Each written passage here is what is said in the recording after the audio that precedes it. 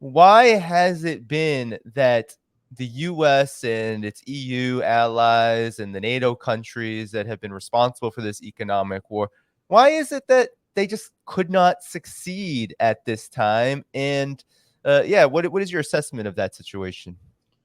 All right. Again, it's a good bit more complicated than the media stories tell you, which is a shame. They're not that complicated that the media couldn't manage it. So it's really more ideological tilting that's your problem here. But here's the basic story. There were two objectives in the war that the United States is basically waging against Russia through Ukraine. Um, the first one was to try very hard to mobilize the remaining economic power of the United States and to use it for political purposes, in this case, to defeat Russia. And so that was a goal, that was a strategy, that was a major thing. And the other one, and think of that as economic, and the other one was military, namely to, as the Secretary of Defense said one day early on, to bleed Russia, to weaken Russia, to make it use up its military equipment, and make it suffer casualties, make it have internal debates and arguments about such a war as the casualties went up, as the costs went up. And that was to weaken China's ally. I mean, it really didn't have, yeah, you said to your business community, maybe Russia will fold and Putin will be gone and we can carve up. But that was playing. Nobody took that quite seriously, except, of course, the New York Times and things like that took it seriously because that's their job, to hype this sort of stuff. Okay, so now let's deal with the first one. What they got was they got their European allies to join with them in basically a boycott of Russian oil and gas, so that they could. Russia depends on the export of oil and gas in a very major way. That's a critique of Russia economic development because they know that they're dependent. They know that dependence is dangerous, but they didn't, for whatever reasons, work their way out of it. So they were stuck with it. So it's a very vulnerable thing. And the United States used all of its economic, political, military muscle, influence, and power to destroy that. And basically they did. They got boycotts that were pretty successful. Not 100%. Boycotts never are.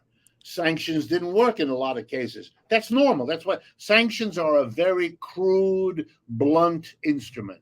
There are books you can get out of the library, including one recently, but it escapes my memory, the name of the guy.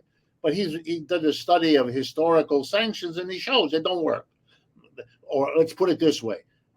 They work in some degree, but they fail in a roughly equal degree. So it's a very crude instrument. But they did that. They managed to globally, at least in the West, demonize Putin, so he became another Stalin and all the rest of that. And militarily, we never know exactly, but the pipeline got blown up and blah, blah, blah. So they did what they had to sanction Russia. And they did a reasonably good job. What did Russia do? Well, it did two things. One expected, one unexpected.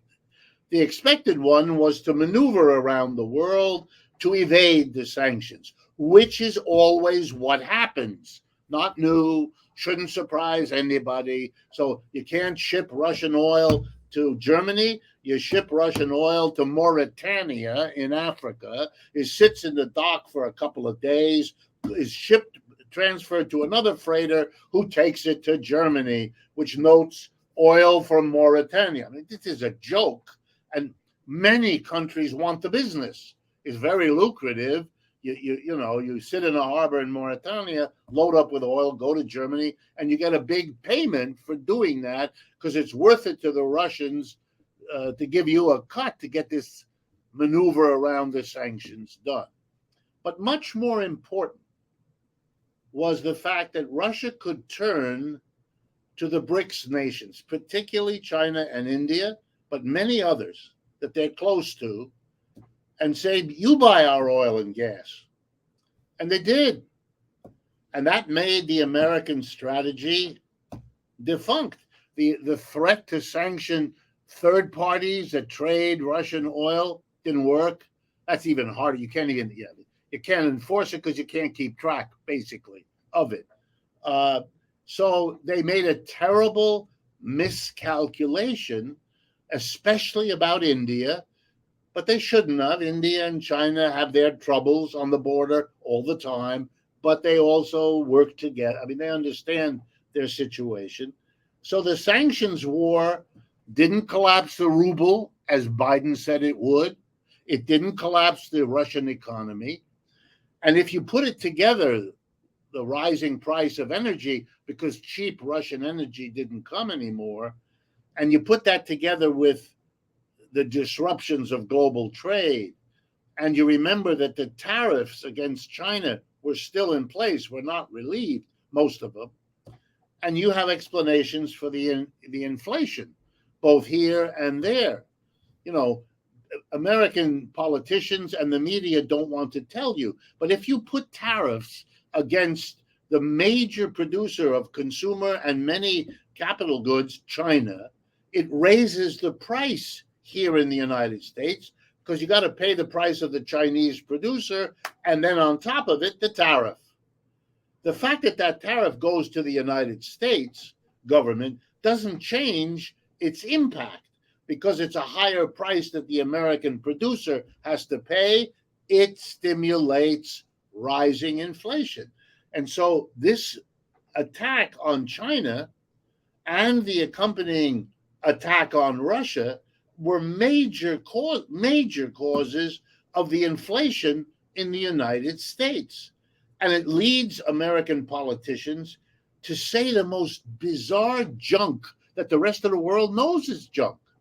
2 weeks ago, yes, we have an inflation, but it's not as bad as most of the rest of the world, which has an inflation. So I had to get on television and explain to people that at that time, the inflation in the United States is between 5 and 8%, depending on how you count it. And the inflation in the People's Republic of China is 0.7%. The world isn't awash in inflation. It isn't. You can say it, and for the American public, that's enough. But in the rest of the world, where the reporter is willing to take the 16 seconds it takes to find out on Google what the inflation rate is in China, this stuff doesn't fly. And it takes us back again to this disconnected world, which is, by the way, not unusual for declining empires, that they turn in on themselves. On the one hand, they try to stop their decline. That's the war in Ukraine. On the other hand, they have to pretend to themselves that it isn't happening. And that puts them, that's a 1-2 punch that is ultimately self-destructive. Oh, yeah. Yes, indeed. I mean, I was just in Europe. Before I was in China, I was in Europe, and my eyes would come out of my face sometimes looking at the prices of things. The inflation is terrible. I mean, it's awful. I was in Prague, and the prices, even in non-tourist areas, I just didn't understand how anybody could live. And then I go to China, I took really big cab rides. I mean, cab rides that are 2 to 3, 4 times the distance of anything you do in New York City. And the price was a fifth to an eighth of what you pay in the United States. So that's how you know that prices certainly haven't surged in China like they have here in the U.S. and the West. And so I'm wondering, By the way, let me interrupt if I can. Yes, please. Because it's so important that people understand that. Not only have the price, by the way, the official inflation rate in Europe is double what it is in the United States. So what you experience, it is double. Understand, if you take the whole last 2.5 years, consumer prices in Europe have gone up by a factor in the neighborhood of 30%. I mean, a third higher than they were 2 to 3 years ago. And the wages have not kept up anywhere near that. So what you are doing is you are really squeezing your working class. And it always takes time. It always takes a year to 5 years for the working class to kind of realize they've been squeezed. Their standard of living has been dropped, is not coming back, and the people in charge are doing more of that, not less of it. And then the anger, and you can begin to see it in the wave of labor militancy here in the United States, is obvious. But in Europe, below the surface, you're seeing it, and it can go either way. It can go to the left, and it can go to the right. And basically what it's doing is going in both directions at this point, which again is not unusual. But these are all signs which the people like Janet Yellen seem to need and to be able not to see, and even if they see one or two, they can't put it together. And, I make a joke. Janet Yellen and I were classmates at Yale University getting our PhDs. So I know exactly what she learned in economics because I had the same teacher and the same textbook and the same exams in the same room at the same time as she did. So, but she has to get out there and say things I know she knows are at least questionable, but she has to speak, which I understand. She's a representative of a government and doesn't have the freedom. But it must be a little hard for her, given the gap between what we learned and what it is she has to keep pretending. Yes, definitely, indeed. And now, could you maybe to close on the Russia-Ukraine situation, could you help, because we don't, just like you just said, Janet Yellen has to kind of not see a lot of things. One I think that a lot of people in the U.S. and in Europe don't also get to see is good explanations as to why certain things are happening, like why inflation and the economic situation in the America and Europe are the ones being targeted and hit the most by these sanctions on Russia. And then could you also talk about the economic situation in Ukraine? Because on the one hand, yes, Ukraine is at war, so Ukraine's economy will be decimated. But there seems to be a lot more going on in terms of almost kind of like a shock therapy to Ukraine that's been happening for many years, but it seems to have escalated. And I'm wondering if you could talk about that as well.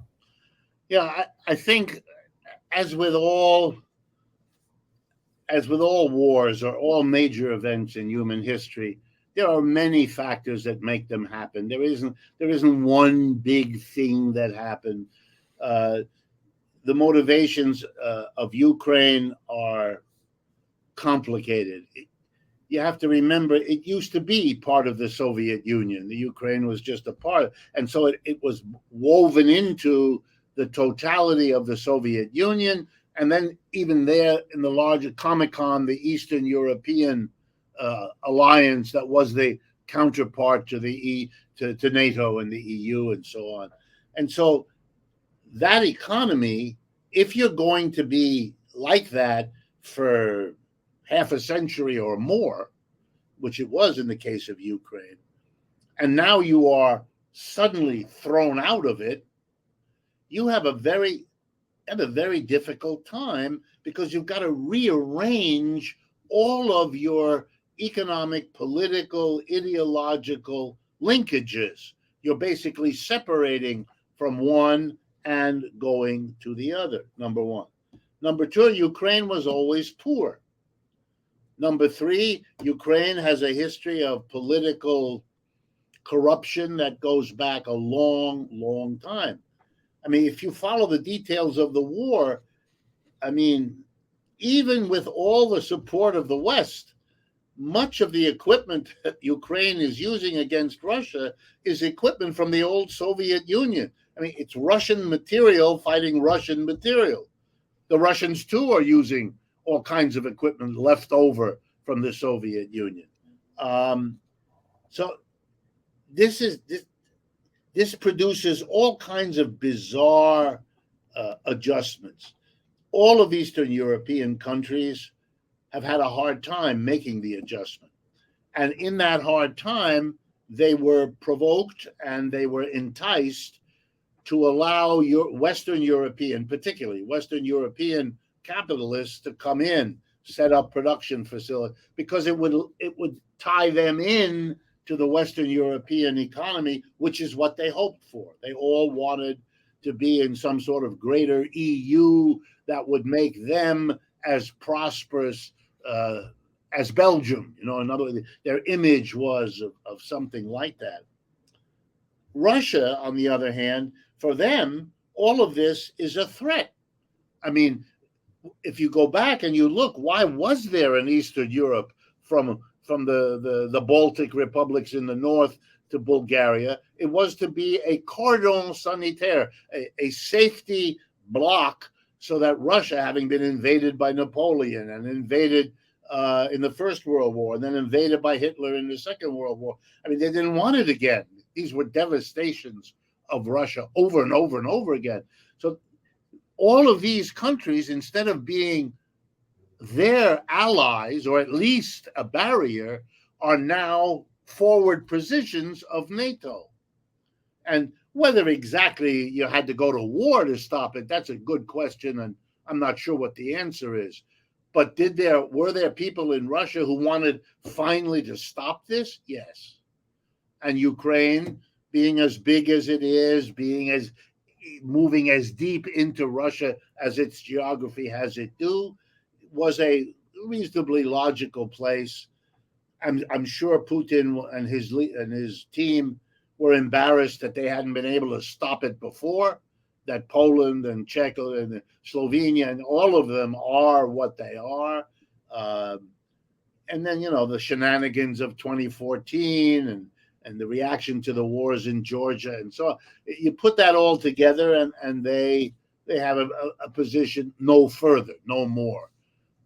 Was a war necessary to get that? I'm not so sure. Is all the blame on the West? I'm not so sure of that either, because that's rarely the case. It's two people have to play that game. Usually, two people have to play that game. And I think Russia had if you want a more global explanation, Russia stumbled badly in 1989. Every social indicator, alcoholism, longevity, economic performance, it was a disaster. And, in many parts of the world, not just the United States, Russia was written off as a kind of, we'll get to them later, but what we've been able to do in Poland and Hungary, we will be able to do with them too. They'll fall apart. They'll be needy. And let's maybe give them a little push. Sure. And the Russians, terrified about what this all looked like, made big decisions, I think. They made a decision to be more of an Asian country than a European. That has to do with a tension in the history of Russia for centuries. But now they had a real reason. They had friends in Asia, and they didn't in the West. And the West was prepared to really do it to them, and the East was prepared to enable them not to be destroyed. All of that is going on. And I haven't even gotten to the issues of diversifying the Russian economy, which they have not been able to do adequately. This gives them a chance. The very cutoff, the irony of history, cutting them off so that they can't import goods from Western Europe and America, gives them an internal opportunity. I don't know if you saw it, but yesterday and today, the Russians took over the French company Danone that makes yogurt and Danone yogurt and all of that, because they hadn't agreed to do certain things. These are now going to all become Russian companies, and they're going to have a nice market in Russia to begin with. That'll give them a basis and a profit, and they can expand from there. And they're going to come and they're going to compete with Western European countries. They couldn't have done that quite before. Now they have the chance to do that. And that has happened to countries before, that a war cutting you off throwing you on your own resources. And then again, China will help them, Brazil will help them, India will help them, and so on. So they're going to be able to become, in many ways, perhaps more successful economically than had this war never happened to cut them off.